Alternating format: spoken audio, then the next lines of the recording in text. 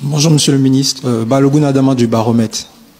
Alors, une nouvelle fois, la présidentielle en Côte d'Ivoire a été marquée par des troubles, des morts et une psychose au sein des populations. On a dénoté de nombreuses arrestations. Et aujourd'hui, plusieurs figures politiques comme religieuses appellent à un dialogue national. Est-ce que c'est une démarche qui est envisagée au sein du gouvernement pour ce mandat? Merci.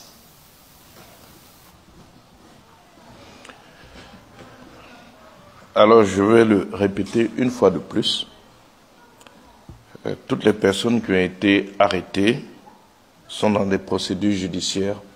Certaines ont été condamnées, jugées et condamnées. D'autres sont encore en instruction.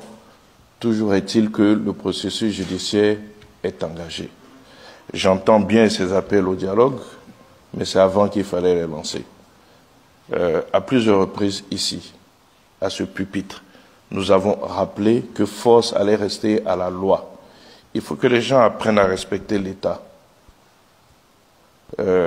Cette pratique qui veut que nous violions les textes du pays et qu'après on fait appel à une armada de religieux, de chefs traditionnels pour venir demander pardon alors qu'on a été à la base de la mort de nombreux citoyens, de nombreux blessés et de nombreuses destructions de biens privés et publics. Je pense qu'à un certain moment, il faut pouvoir arrêter et que tous ceux qui commettent ces actes-là puissent répondre de leurs actes. Déjà, rien que ça.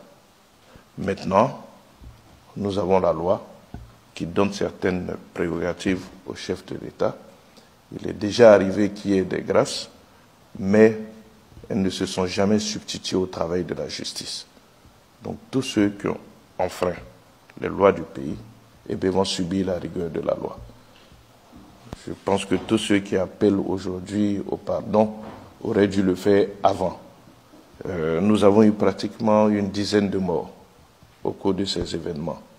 C'est vrai que c'est bien moins que ce que nous avons eu en 2020 où c'était pratiquement un peu plus de 80 morts. Mais chaque mort est une mort de trop.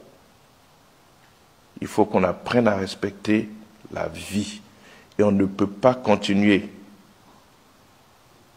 à provoquer des morts et à venir demander pardon après. Il faut qu'à un moment, les gens assument leurs responsabilités.